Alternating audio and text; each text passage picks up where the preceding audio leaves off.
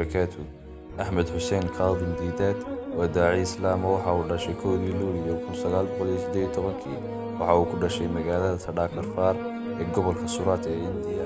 Waxa dhalay laba waalid oo Islaam ah, Xuseen Kaadim Diidaat iyo hooyadii Faadima.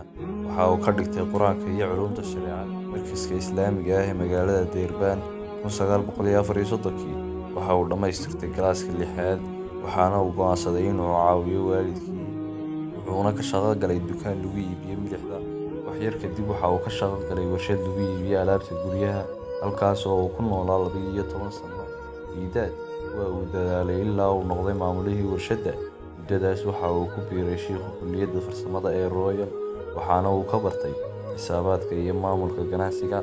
Diidaat waxa uu guursaday Xaawa Xuseen waxayna u dhashay Ibraahim, Yuusuf iyo Ruqiya. Diidaat waxa uu caan ku ahaa doodaha iyo qoraalada la xiriira diimaha gaar ahaan diinta Islaamka iyo Kiristaanka.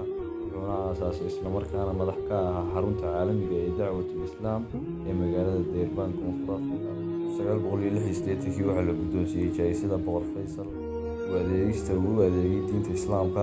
Axmed Diidaat waxa uu qoray 25 buug waxaana laga turjumay luqado badan waxaana ka mid ahaa Urduuga, Carabiga, Bengaaliga, Amxaariga, Sayniska, Jabaaniiska, Hinduusiyaanka iyo qaar kaloo badan. waxaana ka mid ahaa buugaagtiisii Maada yaquulu Kitaabu Muqaddas can Muxamed sallallahu calayhi wasallam waxaana laga daabacay 300,000 oo daabacadood.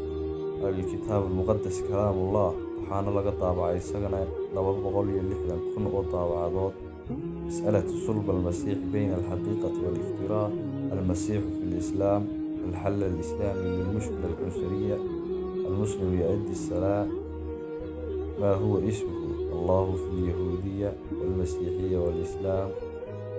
أحمد ديدات وحاول في أغسطس 2005 اللهم حرسته. السلام عليكم ورحمة الله وبركاته.